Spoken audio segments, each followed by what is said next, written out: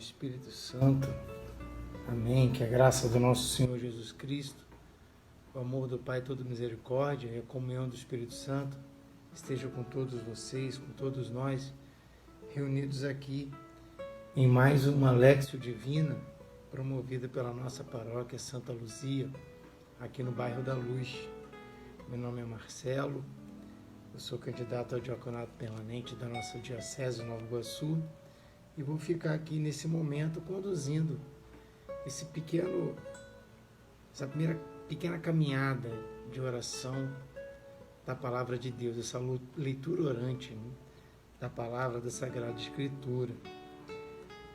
Nós estamos no mês da Bíblia e esse ano a nossa igreja reflete o livro do Deuteronômio. Então, na nossa caminhada da Lectio Divina de hoje, nesses pontos em que a gente reflete, em que primeiro a gente lê, né, com atenção a leitura, depois medita, depois reza e depois contempla, nesse momento nós vamos usar um trecho do livro do Deuteronômio, né? Deuteronômio, a segunda lei, né? Deuteronômio significa segunda lei. Sem querer entrar muito, né, em explicações sobre o livro, mas esse livro foi muito citado no Novo Testamento, muito importante para a nossa caminhada cristã também, né? Inclusive Jesus,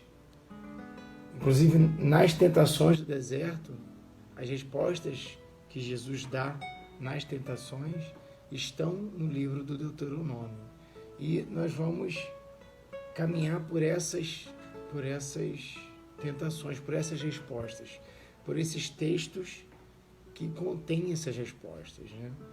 Jesus foi tentado, né? As 3 tentações de Jesus, foi tentado a usar o seu poder, a usar não dinheiro, mas a desumanização, e também foi tentado também a trilhar pela fama, né? Pelo conhecimento, esse vão conhecimento, né? Que hoje infelizmente a gente vê muito na sociedade, as pessoas querendo simplesmente serem conhecidas, não pelo que são ou pelo que falam, mas por simplesmente aparecer, né? Quanto mais aparecer, melhor. Então, hoje nós vamos refletir sobre a resposta da primeira tentação. E as tentações estão no livro de Mateus, né? Nós vamos lá.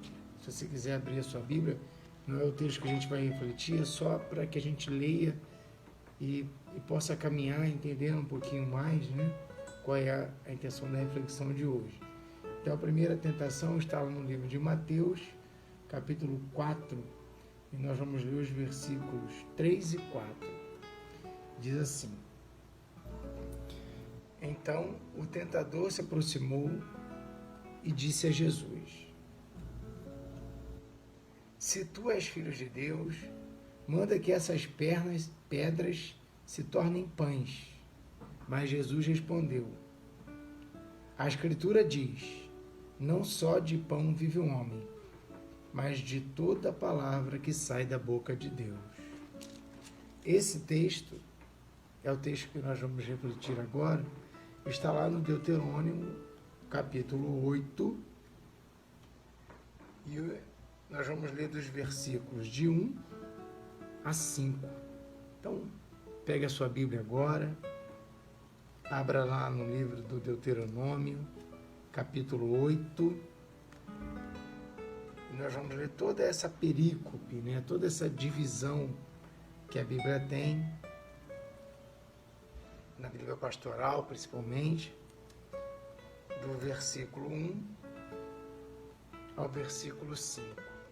Lembrando que a Lectio Divina, quando a gente se propõe a seguir esses passos, a gente lê a palavra prestando atenção nas expressões, nos verbos, né? Às vezes é alguma expressão que a gente não conhece, alguma palavra que a gente não conhece, né? Ou então uma que nos chama muita atenção também. É muito importante a gente lê com calma. É o que nós faremos agora. Vamos ler, se necessário, nós lemos outra vez. Então diz assim a palavra de Deus, segundo o livro do Deuteronômio, capítulo 8, versículos de 1 a 5. Observem todos os mandamentos que hoje lhes ordeno cumprir, para que vivam e se multipliquem. Entrem e tomem posse da terra que Javé prometeu com juramento a seus antepassados. Lembre-se, porém, de todo o caminho que Javé, seu Deus, fez você percorrer durante 40 anos no deserto, a fim de o humilhar e o colocar à prova, para conhecer suas intenções. Será que você iria observar os mandamentos dele ou não? Ele humilhou você, fez você sentir fome e o alimentou com o maná, que nem você nem seus antepassados conheciam. Tudo para mostrar a você que o homem não vive só de pão, mas que o homem vive de tudo aquilo que sai da boca de Javé. As roupas que você usava, não se gastaram, nem seu pé inchou durante esses 40 anos. Portanto, reconheça em seu coração que Javé, seu Deus, educava você como o homem educa o próprio filho. Vamos começar a refletir, a pensar nessa palavra. Se você quiser passar o olho de novo na leitura, frisar as expressões que te chamaram a atenção.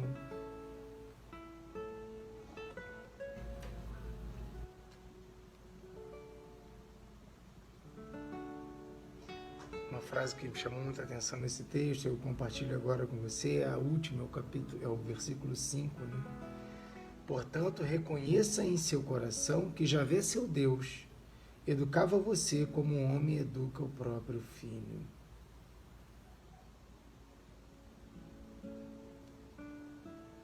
E claro, né? Essa frase da resposta de Jesus nas tentações, né?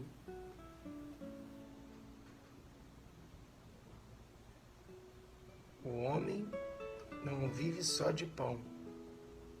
O homem vive de tudo aquilo que sai da boca de Javé. Uma pequena reflexão sobre esse texto que eu preparei para essa manhã de Lexio Divina é que esse texto fala do período em que o povo, né, estava caminhando pelo deserto e chegando à Terra Prometida, né? O livro do Deuteronômio também é atribuído a discursos de Moisés, né? Como se fossem discursos que Moisés estava fazendo, né, ao chegar na Terra Prometida. E por isso também fala segundo a lei, né, como se fosse uma adaptação da lei, uma releitura da lei para aqueles novos momentos, para aquelas coisas que estavam acontecendo. Então, o povo vive, o que o povo vive nessa caminhada no deserto também é um processo de aprendizagem, né? É um meio de aprender com os próprios erros, com o relacionamento com Deus, com o relacionamento com os irmãos, com o relacionamento com as diversidades, com as dificuldades também. A gente aprende muito, né? Deus tirou o seu povo da escravidão no Egito, do Egito, né, para trilhar esse caminho rumo à liberdade. E não para acomodar-se a aparentes situações de prosperidade. Um nome bem em voga hoje em dia, né? Prosperidade. Então, a gente não pode se apegar a isso, a se acomodar, né? aparente prosperidade, há momentos de prosperidade, né? A busca dessa liberdade, desse caminho de liberdade é contínuo, né? É ininterrupto e é feito de rupturas e de continuidades e rupturas e continuidades e aprendizados, né? De vitórias e às vezes derrotas, de parar e olhar e repensar, né, a nossa caminhada de alguma coisa. E essa pseudo-prosperidade nesse texto é apresentada como o maná, né? O maná que Deus dá, né, no deserto, né, não é para aquele povo ficar ali no deserto comendo aquele maná, não. Deus dá aquele pão pela necessidade daquele momento, mas a gente tem que continuar caminhando, continuar em busca da terra prometida, continuar em busca da liberdade, né? Promovendo essa liberdade. E a tentação de Jesus no deserto nos apresenta a mesma coisa, né? Jesus é tentado a acomodar-se, a se acomodar e a usar dos seus poderes, dos seus privilégios, né, para acomodar-se, né, para falar, não, eu tenho o poder, né, como diz o texto em Mateus, né, transforme essas pedras, né, em pães, e não é isso, porque Jesus, como Jesus responde, né, nem só de pão vive o homem, mas de toda a palavra que sai da boca de Deus. E aqui a gente pode falar que essa palavra que sai da boca de Javé também é o decálogo, é a lei, são os 10 mandamentos, né? E lá nos 10 mandamentos diz também: não tentarás o Senhor teu Deus, né? Amarás o Senhor teu Deus de todas as coisas, de todo o seu coração, de todo o seu entendimento, né? E amarás o próximo como a ti mesmo, né? E não por fama, não por aparecer, não por ter poder, não por fazer as coisas por poder fazer, mas sim fazer por amor ao próximo. E fazer por amor ao próximo é mais que trazer o pão para ele, né? É trazer o pão, mas também trazer, é claro que o pão é muito importante, né? É tirar a fome, mas é também trazer a Escritura, é também trazer o amor de Deus para aquela pessoa que está precisando, nosso irmão que precisa, né, também possa entender que ele também tem que trilhar um caminho de liberdade. Mas que nós juntos, irmanados, né, temos também que nos ajudar. Temos também que caminhar juntos e ajudar os nossos irmãos que têm fome. Né? É importante a gente ter essa caminhada, nessa caminhada da Lexio Divina, na nossa caminhada no dia a dia, né? Entender que nem só de pão vive o homem, né? Para entender que às vezes também os meios não justificam, né? Os fins não justificam os meios. Né?